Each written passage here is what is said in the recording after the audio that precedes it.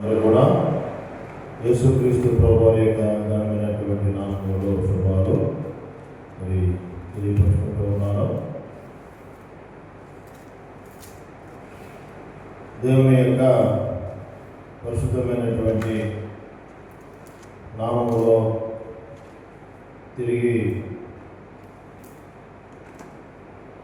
సాయంకాలము ప్రభుని ఆరాధించాలి అనేటువంటి తలంపు ప్రభు సన్నిధిలో మరి కొన్ని దినాలుగా ప్రార్థన చేస్తూ వచ్చారు. మరి దాంట్లో భాగముగా ఎప్పుడు ప్రారంభించాలి ఆరాధన, సాయంకాలము ఎప్పటి నుండి ప్రారంభించాలనేటువంటి విషయాన్ని దేవుని యొక్క సమూహంలో ప్రార్థన చేసినప్పుడు మరి ఈ రీతిగా మరి ఈరోజు ప్రభుని ఆరాధించేటువంటి అవకాశాన్ని ప్రభువు సంఘానికి ఇచ్చినాడు. మరి ఈరోజు ప్రారంభించబడటానికి గల కారణం ఏంటంటే, ఆనాడు మరి దేవదాసులు భక్సింగ్ గారితో పాటు సమకాలికులుగా ఉన్నటువంటి దైవజనులు జీటీ బెంజమిన్ గారి ద్వారా మరి 2001 మే 17, 18, 19 తేదీల్లో ఒక ప్రత్యేకమైనటువంటి సువార్త కోటాల పాలనలో మరి నేను కలిగి ఉండేటువంటి అవకాశాన్ని ప్రభు వారు ఇచ్చినాడు. ఎప్పుడైతే జీటీ బెంజమిన్ గారు 17వ తారీఖు ఉదయకాలము మరి మా గృహానికి వచ్చారు. ఉదయకాలము మరి 9:10 అవుతూ ఉంది.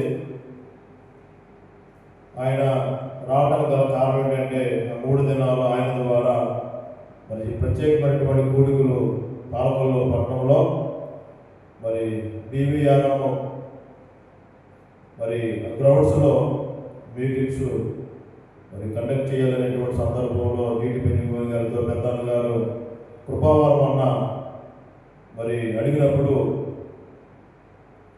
జీటీ బెంజమిన్ గారు డేట్స్ ఇచ్చారు. ఆ డేట్స్ ఏంటంటే 2001 మే 17, 18, 19 ఆ 3 దినాలు ఒక ప్రత్యేకమైనటువంటి సువార్త కోటాలో మరి కలిగి ఉండేటువంటి అవకాశాన్ని ప్రభు వారిని మరి నాకు అనుగ్రహిస్తూ వచ్చినాడు. మరి మొదటిగా 17వ తారీఖున ఉదయకాలము జీటీ బెంజమిన్ గారు వచ్చారు.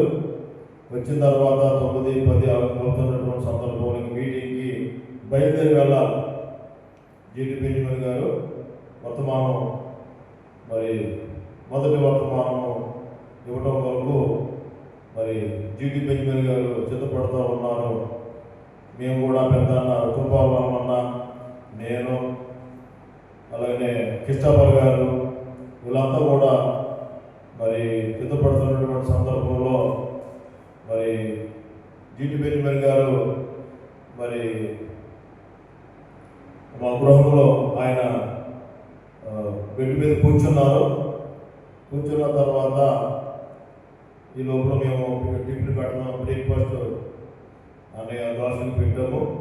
పెట్టిన తర్వాత నా హృదయంలో చాలా మరి భారంతో నింపబడుతూ వచ్చింది. నా హృదయం అంతా కూడా భారంతో ఈ 3 దినాలు సువార్త కూడికలు ఏ రీతిగా జరిగినాయి ఏంటి అనేటువంటి ఆలోచన మరి ఆ యొక్క భారము నా హృదయం అంతా కూడా నిండిపోయింది. అటువంటి సందర్భంలో ఆ భారాన్ని చూసినటువంటి దేవజనుడు జీటీ బెంజమిన్ గారి దగ్గరికి మరి నేను వెళ్ళాను.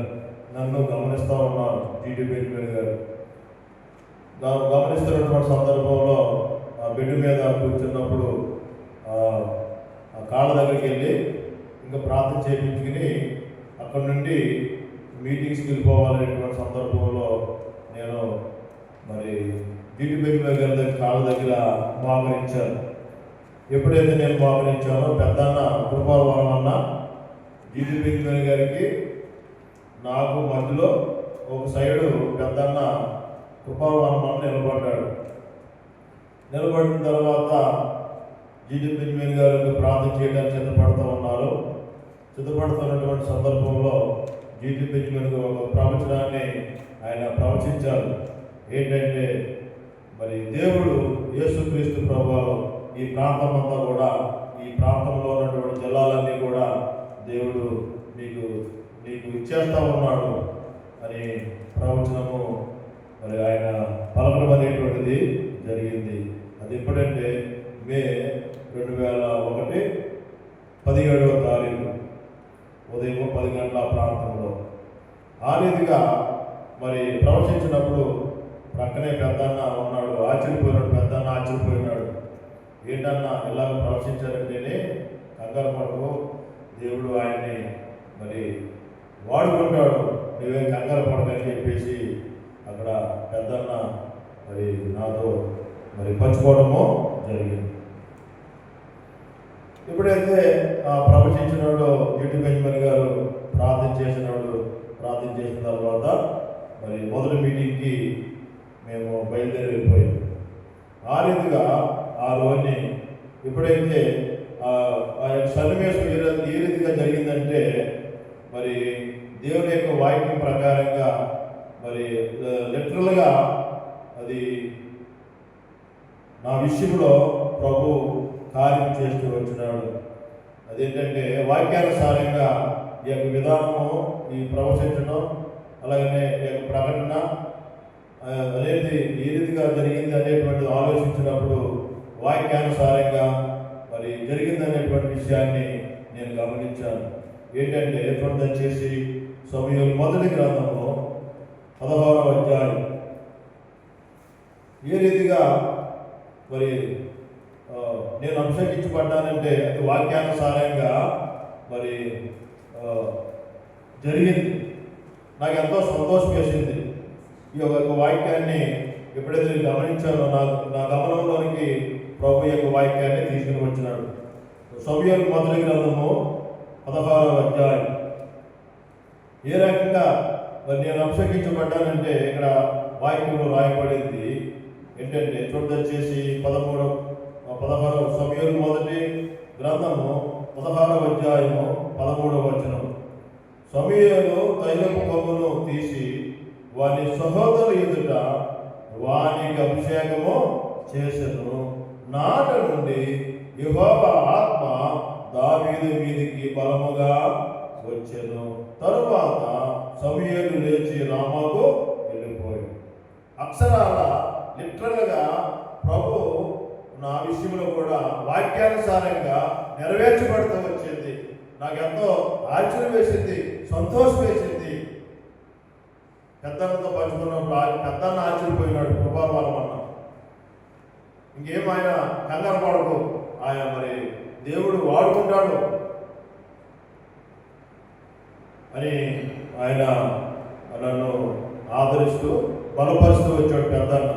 కాబట్టి ఇక్కడ వాక్యంలో రాయబడినటువంటి రీతిగా ఎప్పుడైతే మరి దావీదు తన సహోదరుల ఎదుట ఏ రీతిగా అయితే అభిషేకించబడ్డాడో నన్ను కూడా నా సహోదరు ఎదుట, కాబట్టి మా సహోదరుడు పెద్దన్న ఆయన ఎదుట దేవుడు మరి జీటీ బెంజమిన్ గారి ద్వారా నన్ను ఆయన అభిషేకించబడ్డాడంటే నాకు ఇప్పుడు కూడా నేను మరవలేను. ఆ సన్నివేశం చాలా ఆశ్చర్యకరమైనటువంటి రీతిగా దేవుని యొక్క ఆ కార్యము జరుగుతూ వచ్చింది. ఇప్పుడు కూడా ఆ విషయము, ఆ సందర్భము నేను మర్చిపోలేనండి. కాబట్టి ఇక్కడ సందర్భం ఏంటంటే ఎప్పుడైతే దావీదు తన సహోదరుల సమూయేలు ద్వారా అభిషేకించబడిన తర్వాత అక్కడ ఒక మాట రాయబడుతూ వచ్చింది. వచ్చేసి నాట నుండి యెహోవా ఆత్మ ఏం చెప్పండి, దావీదు మీదకి బలముగా. ఈ కార్యము నా విషయంలో కూడా ప్రభు నెరవేరుస్తూ వచ్చినాడు. ఎప్పుడైతే జీటీ బెంజమిన్ గారు ద్వారా నేను ఎప్పుడైతే అభిషేకించబడుతూ వచ్చానో ఆనాటి నుండి కూడా దేవుని యొక్క ఆత్మ నన్ను బలముగా వాడుకుంటూ వచ్చింది. నేను చెప్పగలను, దేవుడు నన్ను నడిపిస్తూ ఉన్నాడు, నన్ను బలపరుస్తూ ఉన్నాడు, ఆయన నన్ను వాడుకుంటూ ఉన్నాడు. మరి సుమారు 25 సంవత్సరాలు పూర్తయినాయి. నేటికి 25 సంవత్సరాలు పూర్తయినాయి. ఈ 25 సంవత్సరాల్లో ప్రభు నన్ను మరి సోమరాజు చక్కటి ప్రార్థన చేశాడు. దేవుని యొక్క ఆత్మ నన్ను విడిచిపెట్టలేదు, నన్ను విడబాయలేదు. ఎన్నంటే ఉండి నాకు సంభవించినటువంటి ఈ సందర్భాల్లో, పరీక్షలు, శోధనలు, ఇరుగులు, ఇబ్బందుల్లో, అంటే దేవుని యొక్క పని ఎప్పుడైతే ఈ యొక్క ప్రవచనం వేరే ఎప్పుడైతే బయలుపరచబడుతూ వచ్చిందో ఆనాటి నుండి కూడా నాకు తెలియకుండా అంటే ఒక ఆత్మ పనిచేస్తూ వచ్చింది. ఆ ఆత్మ ఏంటంటే దేవుని యొక్క ఆత్మ, పరిశుద్ధాత్ముడు నన్ను మరి రేపుతూ వచ్చినాడు. సంసార విషయంలో కూడా రాయబడుతుంది. యెహోవా దేవుడు ఏం చేశాడంటే మరి సంసారాన్ని రేపునాడు. అలాగే దేవుని యొక్క ఆత్మ ద్వారా నన్ను రేపునాడు. అందును బట్టి ఈ రోజుని మరి ఎవరు వచ్చినా ఎవరు రాకపోయినా యెహోషువ అంటాడు, కాబట్టి నేను నా ఇంటి వారిను యెహోవాను సేవిస్తామనేటువంటి తీర్మానంలోనికి ఏదైతే యెహోషువ రాగలిగినాడో నేను కూడా అటువంటి తీర్మానము చేసుకోవడానికి ప్రభు సహాయం చేస్తూ వచ్చినాడు. ఈరోజు ఎంతో ఆనందం నేను అనుభవిస్తూ ఉన్నాను, ఎంతో సంతోషము అనుభవిస్తూ ఉన్నాను. కాబట్టి ఆయన ఆరాధించకుండా నేను ఉండలేను. ఏ రోజు కూడా ఆయన ఆరాధించకుండా, ఆయన స్తుతించకుండా, ఆయన కనపరచకుండా ఏ రోజు కూడా నేను ముగించినటువంటి వ్యక్తిని కాదు. ఆయనే నాకు ఈరోజు గొప్ప, ఆయనే నాకు సర్వము. భార్య కంటే, బిడ్డల కంటే, సంసారం కంటే, కుటుంబం కంటే, ఉద్యోగం కంటే, స్థితి కంటే యేసుక్రీస్తు ప్రభువారు నాకు గొప్పవాడయ్యాడు. అది నిజమైనటువంటి ఆరాధనగా నేను భావిస్తూ ఉన్నాను. కాబట్టి చక్కటి మాట రాయబడింది. నాటి నుండి ఏం చేయబడింది అన్నమాట, యెహోవా ఆత్మ దావీదు మీదికి బలముగా, ఆనాడు దావీదుని బలముగా మరి వాడుకున్నటువంటి రీతిగా మరి ప్రభు యొక్క ఆత్మ నన్ను కూడా బలముగా వాడుకుంటూ వస్తా ఉంది. ఈ యొక్క సాక్ష్యము ద్వారా నాలో ఉన్నటువంటి పరిశుద్ధాత్ముడు కూడా మరి నాలో ఉన్నటువంటి మనస్సాక్షి కూడా సాక్ష్యము చెబుతూ ఉంది. ఎప్పుడైతే ఆ రకమైనటువంటి సందర్భం జరిగిందో మరి ఆత్మల కొరకైనటువంటి భారము నేను కలిగిన వాడుగా దేవుని కొరకు జీవించాలి, దేవుని కొరకు ప్రయాసపడాలి, దేవుని యొక్క ఇంటికి, దేవుని యొక్క సంఘమునకు, పరిశుద్ధాలయమునకు నూతన ఆత్మను తీసుకురావాలి, వారిని రక్షించాలి. మరణంలో పడకుండా, ఊపిలో పడకుండా కొద్దిమందినైనా కూడా దేవుని యొద్దకు తీసుకురావాలనేటువంటి ఆశ, ఆ మంట ప్రభు నాలో పెట్టినాడు. కాబట్టి ప్రియమైనటువంటి దేవునికి బిడ్డలారా, ఈ రోజుని నేను గత 25 సంవత్సరాలుగా దేవునితో సహవాసము చేయగలిగేటువంటి ధన్యత ప్రభు నాకు ఇచ్చినాడు. కాబట్టి ప్రభుత్వం ప్రియమైనటువంటి దేవునికి బిడ్డలారా, ఒక మాట మనం గమనించినప్పుడు చూడదచ్చేసి కీర్తన గ్రంథం 33వ అధ్యాయం, కీర్తన గ్రంథము ఈ లోకంలో ఎవరు ధన్యులు అనేటువంటిది ఇక్కడ దేవుని యొక్క వాక్యం మనకు జ్ఞాపకం చేయబడుతూ ఉంది. మరి కీర్తన గ్రంథము 33వ దావీదు కీర్తన 12వ వచనంలో అంటారు, మరి వాయిబడుతూ వచ్చింది, యెహోవా తామకు దేవుడు గాగల జనులు ధన్యులు. ఈరోజు ప్రభు నన్ను ధన్యుడిగా చేసినాడు, గొప్ప భాగ్యవంతుడిగా చేస్తూ వచ్చినాడు. ఎట్లాగంటే యెహోవా దేవుడిని నేను స్వీకరించినాను, నేను అంగీకరించినాను. దేవుని యొక్క వాక్యము సెలవిస్తూ ఉంది. రోమాపత్రిక 10వ అధ్యాయం 9వ వచనం చదవడం దయచేసి. ఎట్లాగా నేను రక్షించబడ్డాను అనేటువంటి విషయాలు కనుక మనం ఆలోచించినట్లయితే, మరి పౌలు అపోస్తలుడు రోమా సంఘానికి రాస్తున్నటువంటి యొక్క పత్రికలో 10వ అధ్యాయం 9వ వచనంలో అంటా ఉన్నాడు, అదేమనగా యేసు ప్రభువని నీ నోటితో ఒప్పుకొని దేవుడు మృతుల్లో నుండి ఆయనను లేపనని నీ హృదయమందు విశ్వసించిన యెడల నీవు రక్షించబడదువు. నేను నా నోటితో ఒప్పుకున్నాను. నా నోటితో ఒప్పుకోవడమే కాదు, దేవుడు యేసుక్రీస్తు ప్రభువారిని మృతుల్లో నుండి ఆయనను లేపనని నా హృదయమందు విశ్వసించాను. కాబట్టి ప్రభువు నన్ను ఏం చేసినాడు? నన్ను రక్షించినాడు. దేని నుండి ఆయన రక్షించాడంటే, ఈ రోజుని ప్రభుని ఆరాధించడానికి మనం రాగలిగినామంటే ఎందుకు రాగలిగినా? మనం ఒకప్పుడు పాపులమే, ఒకప్పుడు దౌర్భాగ్యమే, ఒకప్పుడు ఎన్నికైనటువంటి వారమే. అయితే వాక్యం చెప్తా ఉంది, ఎఫెసీ పత్రిక 2వ అధ్యాయం 1వ వచనంలో మనం గమనించినప్పుడు ఎట్లాగా మనము దేవుని బిడ్డలుగా కాగలమనే విషయాన్ని కనుక మనం ఆలోచించినప్పుడు చూడదచ్చేసి ఎఫెసీయులకు రాసిన పత్రిక 2వ అధ్యాయం 1వ వచనంలో కనుక మనం గమనించినప్పుడు, మీ అపరాధముల చేతను పాపముల చేతను మీరు చచ్చిన వారమై ఉండగా యేసుక్రీస్తు ప్రభువారి యందు విశ్వసించక పూర్వము మనం ఎవరన్నమాట? చచ్చిపోయినటువంటి వారమే. మనలో జీవం లేదు, మనం సంతోషం ఉండేది కాదు, ఆనందం ఉండేది కాదు. ఇవన్నీ కూడా ఈ రోజుని హృదయపూర్వకంగా దేవుడిని ఆరాధించగలుగుతూ ఉన్నారంటే, నా నోటితో యేసుక్రీస్తు ప్రభువుని ఒప్పుకోవడం జరిగింది, ఆయన మృతుల్లో నుండి యెహోవా దేవుడు లేపాడని నా హృదయంలో నేను విశ్వసించడం ద్వారా ఏమండి నేను రక్షించబడ్డాను. అది నిజమైనటువంటి ఆరాధన. కాబట్టి ఇక్కడ అంటామన్నాడు అపోస్తలుడు పౌలు ఎఫెసీయులకు రాసిన పత్రికలో 2వ అధ్యాయం మనం చూస్తా ఉన్నాము, మీ అపరాధముల చేతను. ఎన్నో అపరాధాలు మన మీద ఆదాము అవ్వలు చేసినటువంటి పాపానికి బదులుగా మన మీదకి మనం ఏమైపోయాం అనమాట?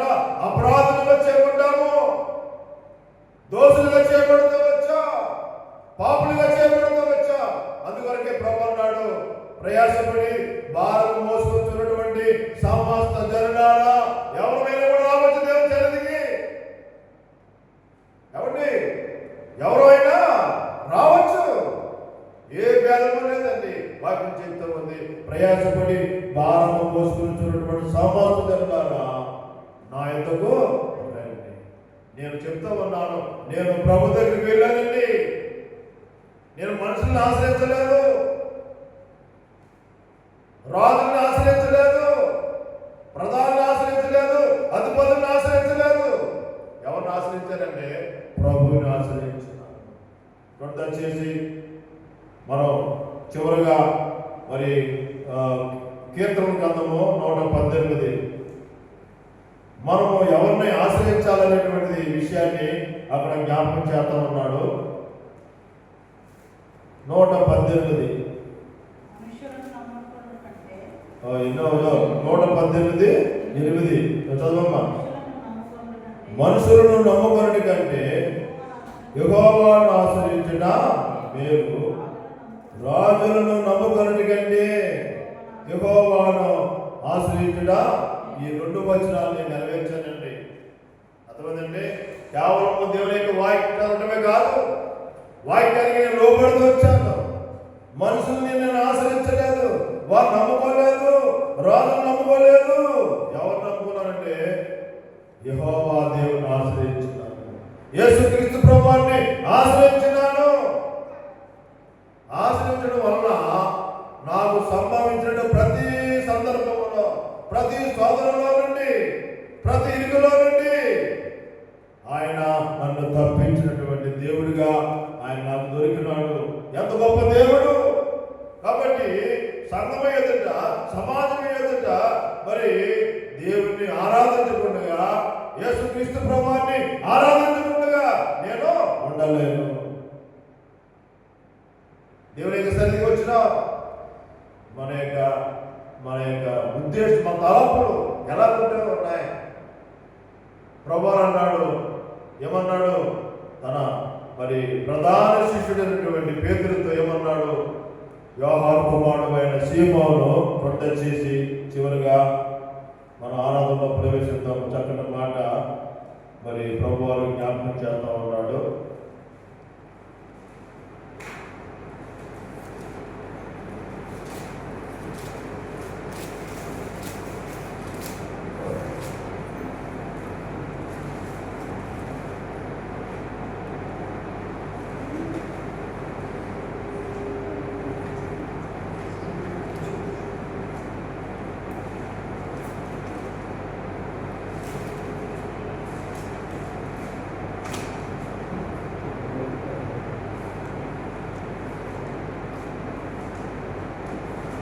దేవుని యొక్క వాక్యంలో నుండి ఇక్కడ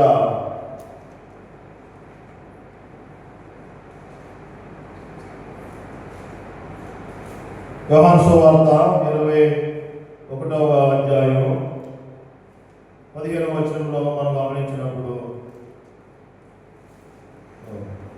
వారు భోజనం చేసిన తర్వాత యేసు సీమోను పేతురును చూచి, యోహాను కుమారుడైన సీమోను, వీరికంటే నీవు నన్ను ఎక్కువగా ప్రేమించుతున్నావా? అంటే దేవుని యొక్క ఉద్దేశం ఏంటి? దేవుని యొక్క కోరిక ఏంటి? అంటే దేవుణ్ణి మనం ఏ రీతిగా ప్రేమించాలి, అంటే ఏ రీతిగా మనం ఆరాధించాలంటే సామాన్యంగా కాదు.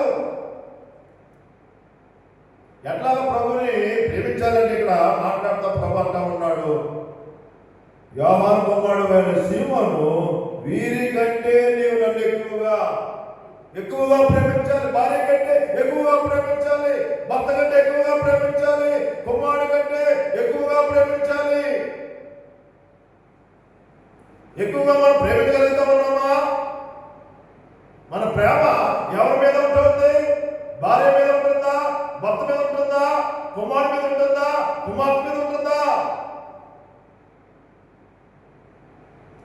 ఈ పేతురు గారు యేసుక్రీస్తు ప్రభువారికి సరైన సమాధానం చెప్పలేకపోయినాడు. ఏమన్నాడు? రిప్లై, అవును ప్రభువా, నేను నిన్ను ప్రేమించుతున్నాను, నీవే ఎరుగుదువు. అర్థమైందండి? ఆ సమాధానం ఎట్లా అంటే సూటిగా చెప్పలేకపోయినాడు. కారణం ఏంటన్నమాట, దేవుడు యేసుక్రీస్తు ప్రభువారు ఆశించిన రీతిగా పేతురు ప్రేమించలేకపోయినాడు. అది దాని యొక్క అర్థం.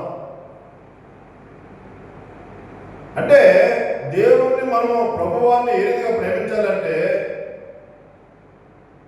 మన మధ్యలో ఉన్నటువంటి వారందరికంటే ఎక్కువగా ప్రేమించాలి. అది దాని యొక్క తాత్పర్యం. సామాన్యంగా ప్రేమించడం కాదు.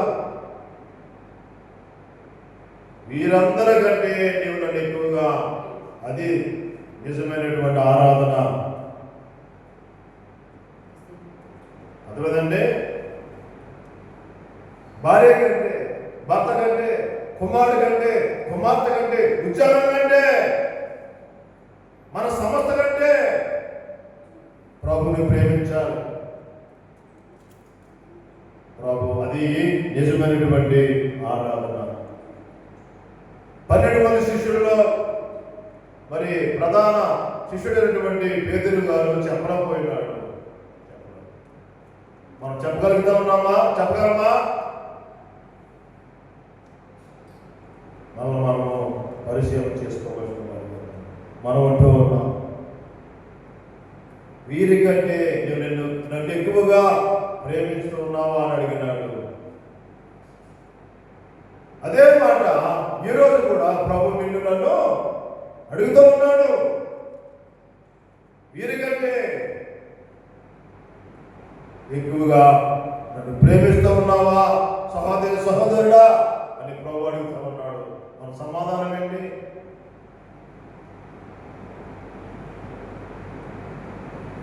కాబట్టి ప్రభు ఇచ్చినటువంటి ఈ కొద్దిపాటి తలంపులు మనం జ్ఞాపకం చేసుకుని ఆరాధనలో మనం ప్రవేశిస్తాము. ఆ రీతిగా ప్రభు మనకి సహాయము చేయగలక. అది అబ్జేయం. జాగ్రత్త